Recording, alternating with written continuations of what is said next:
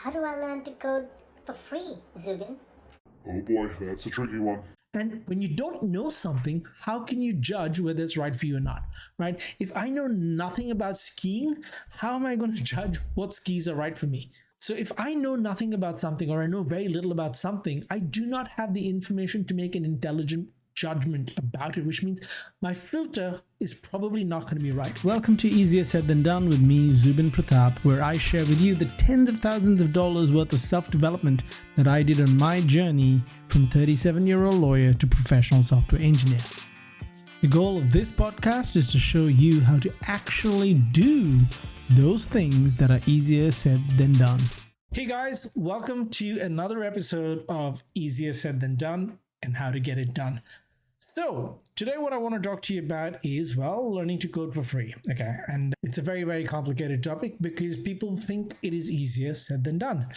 And it's really not. So we're going to dive into that in a little bit. And look, for that, let me try and change my screen. There we go.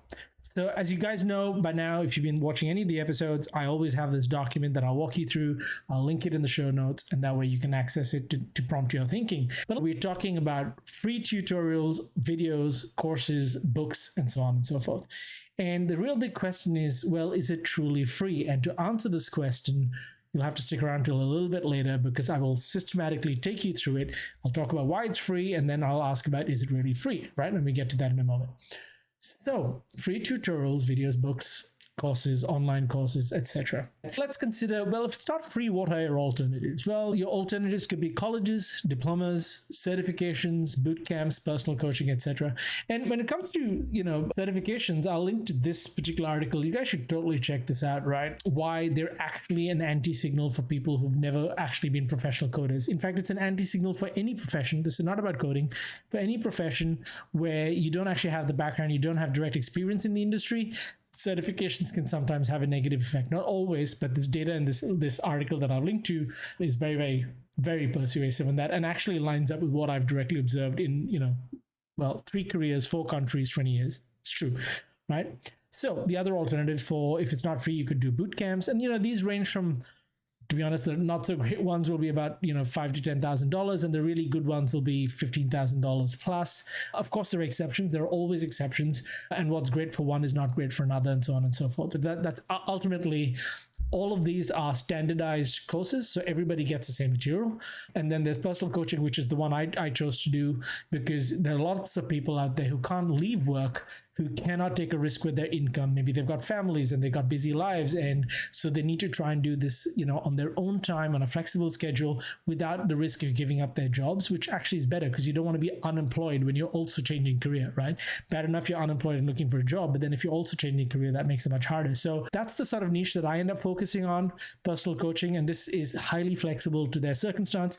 It does take a bit longer though, right? But we'll talk about all this. So more time, less risk. That's the deal I offer a lot of folks. Anyway, now let's consider these free things that we talked about here, right? These ones. Why do we think they're free? Well, spoiler alert, guys. I think a lot of you deep inside know this, but you don't think about it. It's not free. There is a business model and they're getting paid. You just don't know about it, okay?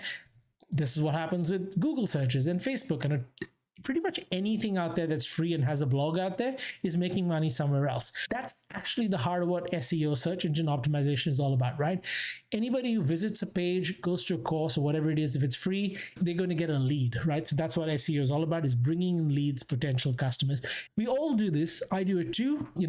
Anyone who's got a business will need to try and get people who are the right fit for the business to come in as customers. And that's okay. Just don't think they're free, because what it's actually costing you is your attention. And we know that your attention is way more scarce than your money. Now, you may not realize this, but your attention is valuable. You can always go to a bank and borrow money. You can always improve your skills. Heck, I do this for dozens of students every year, right? Not uncommon to see a 2x return, in the sense that they were earning, let's say, 60K and now they're earning 120K, or they're on track to earn 150K, right? That's an enormous 2 to 3 times return on your investment.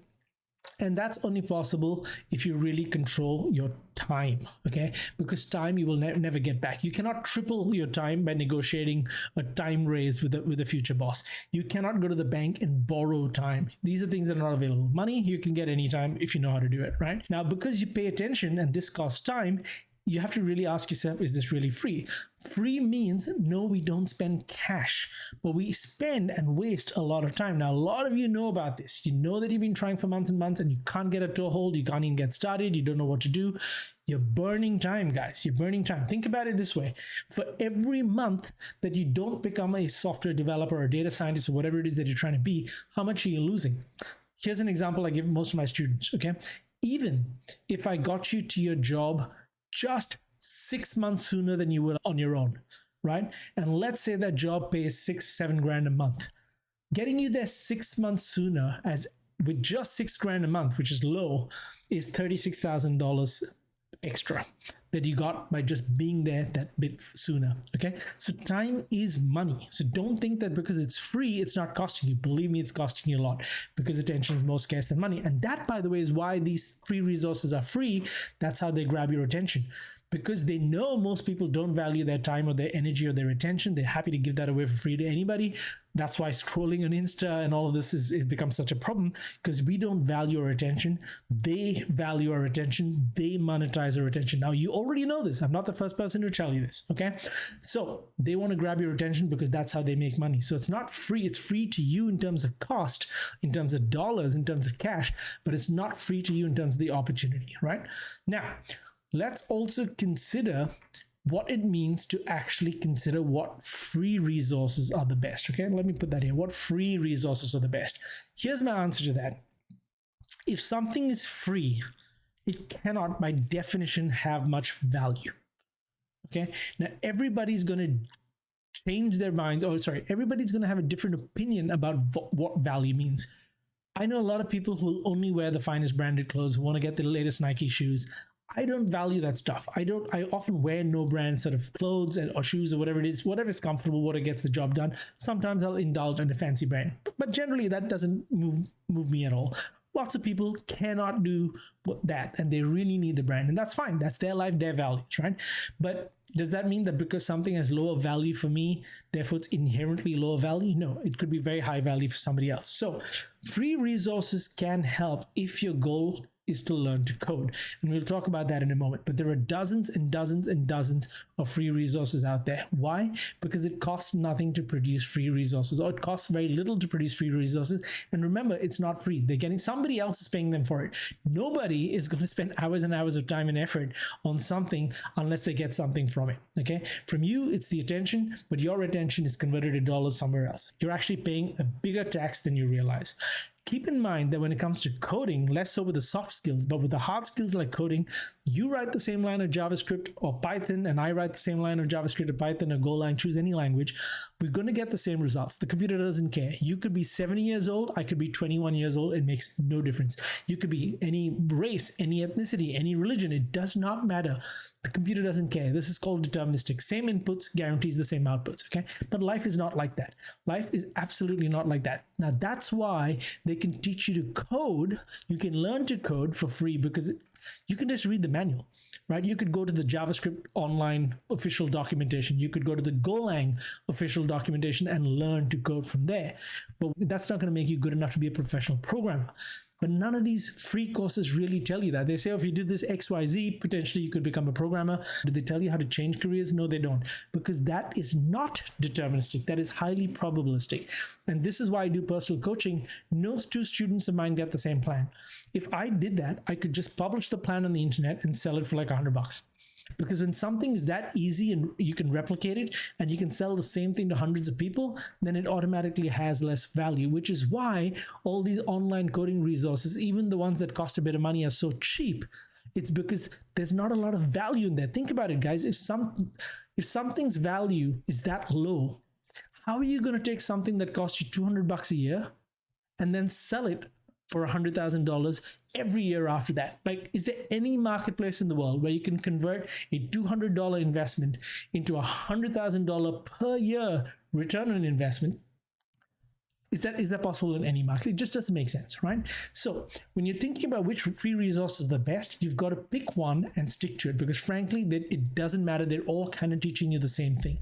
The difference is be design or teaching style or, the visual elements. It could look slick. and it's often designed to give you quick sugary hits, right? Which is why you look at a lot of the platforms. For example, I'll take one, but all of them are the same. Coursera, Codecademy, they're all more or less the same. It's designed to walk you through each step so that you get the sugar high of getting something right, but they give you the easy stuff.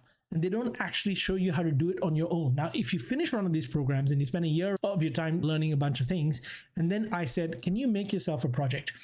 I'm going to give you the specifications. This is what I wanted to do. You would really struggle to know. Why?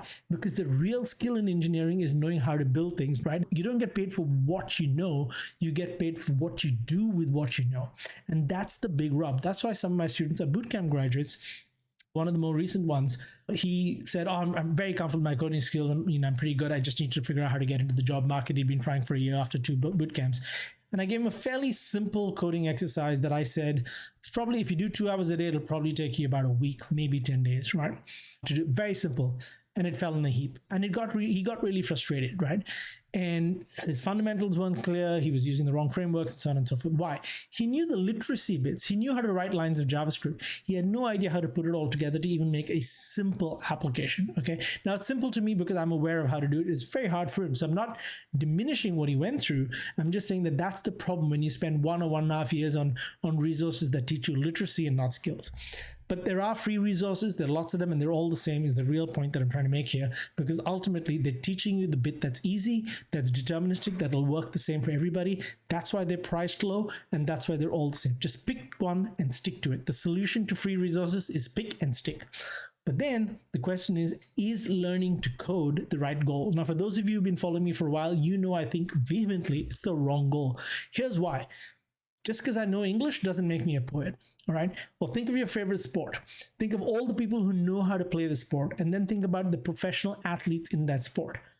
Even if you can't put your finger on it and you can't explain it in words, there's a huge difference between knowing how to play soccer and being in the World Cup, like a massive difference.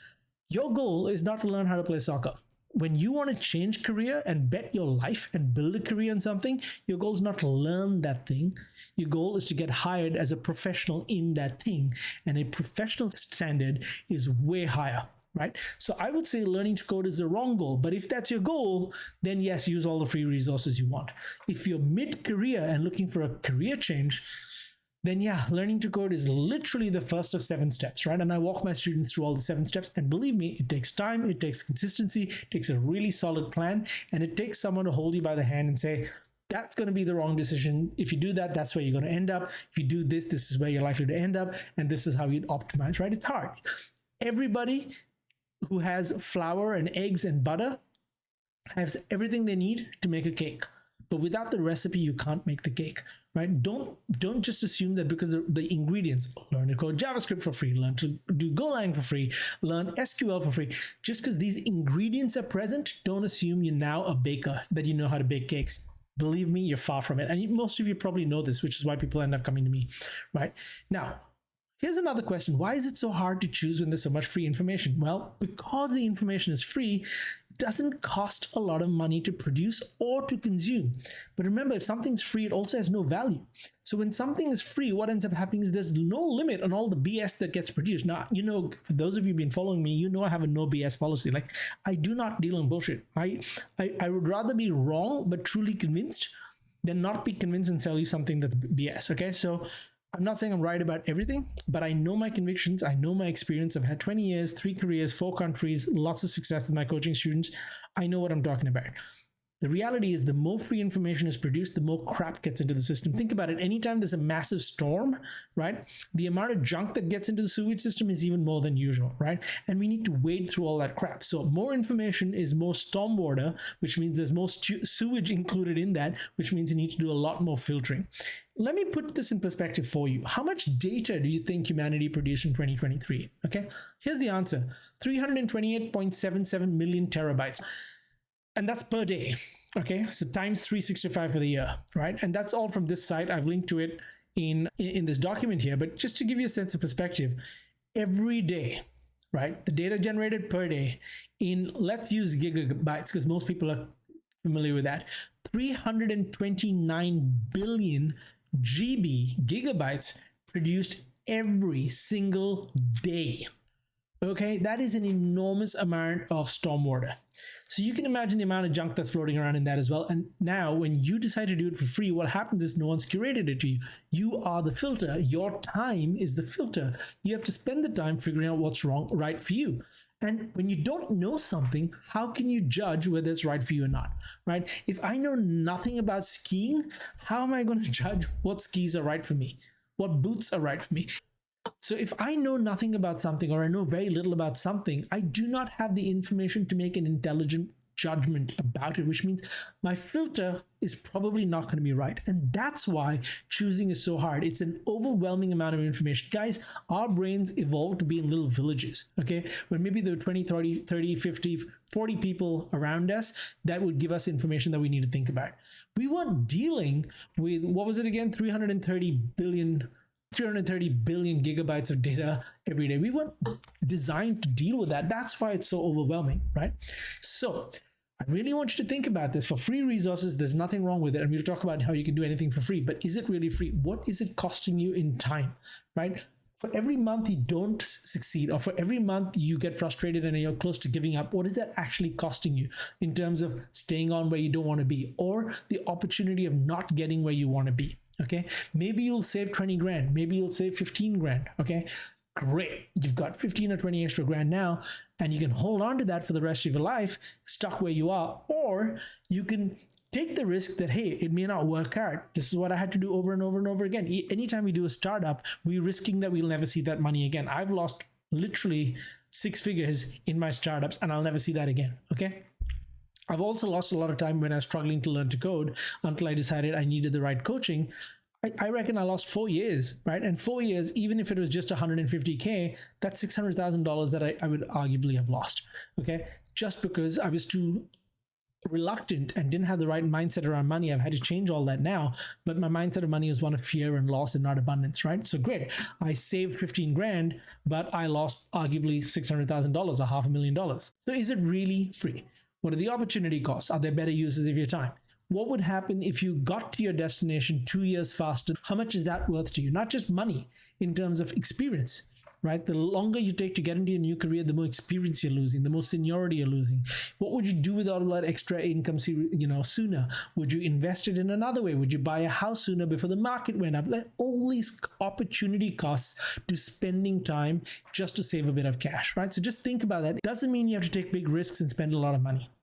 No one has to. There will be an option that's right for you, which is why I'm really, really emphasizing here that you need to be very aware of all your alternatives and do the calculus, like what is right for you. How much are you willing to invest in time and money? Don't just think about time and think about, I will invest anything in anything as long as it's free. That is a dangerous attitude. You would not do it in the housing market, and no business ever does that, right? No business ever says, I will invest in an asset as long as it's free. No, they always invest in assets as though they're things that are going to give them a return, and they do the analysis. Now, to me, the biggest risk that I see in lots of students, for example, lots of people who've come to me over the last 3 or 4 years who weren't willing to invest in themselves, even though they had good jobs, they were earning 65, 70K a year, and they would not invest either in me or anybody else. I don't care who you invested. Just invest in somebody else. 3 or 4 years later, they've still not achieved the results. What they have got is they made up excuses. Oh, I sort of lost interest. Oh, I decided to find something else and I'm doing this instead. Great, maybe that's working out for them. But when I speak to them on the phone, I'm pretty sure there's a part of them that's just rationalizing. So the risk of giving up is very high. And when you give up, you're not just giving up on the career, you're giving up on the opportunities that career opens up, right? There's a huge cost. And what? For a finite downside. Maybe you didn't do a boot camp and you saved $17,000. That's the worst case situation, is you would have lost $17,000, okay? To be clear, you would never.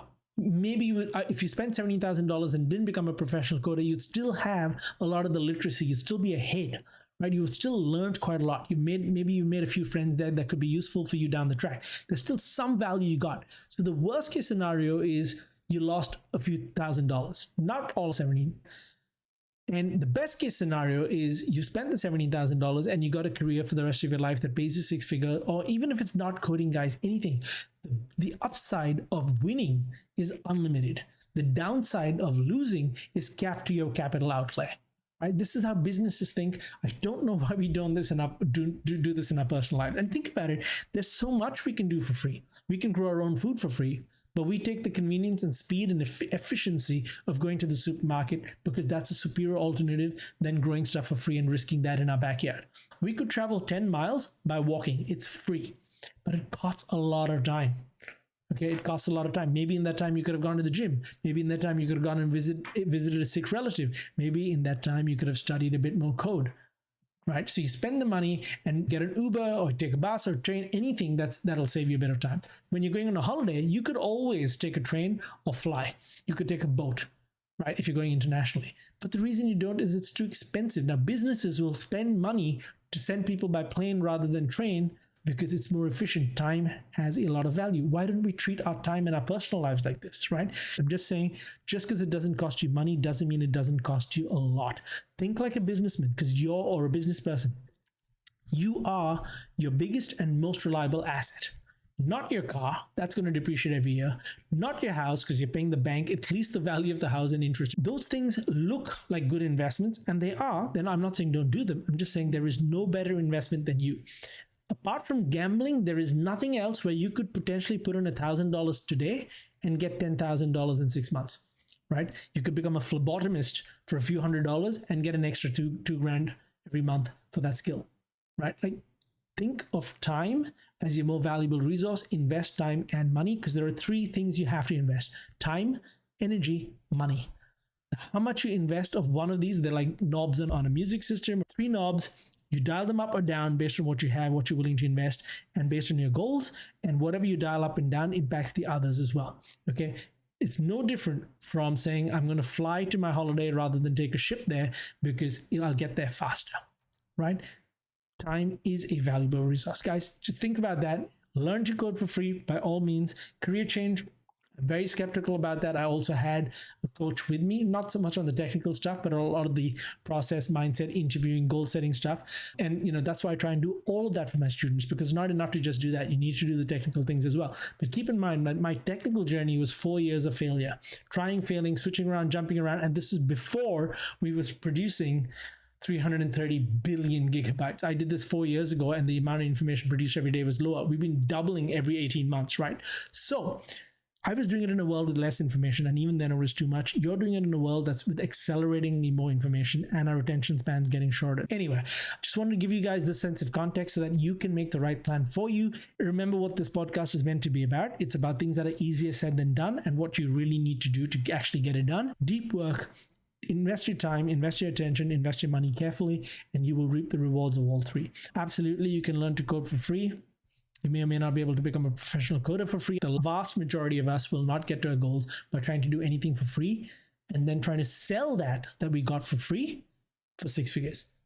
I just don't believe any economic situation will allow that. I really doubt it. The opportunity cost could be extremely high, and the skills you learn could be outdated by the time you're ready for the job market, because speed matters as well. Okay. Now, if you have any comments, leave them in the comments below. Reach out to me on LinkedIn. I will answer questions. If there are other things that you're finding easier said than done, please let me know, and I'll make sure I address it in another episode. You take care, guys. See you soon. Do it. Just subscribe. You know you got to do it.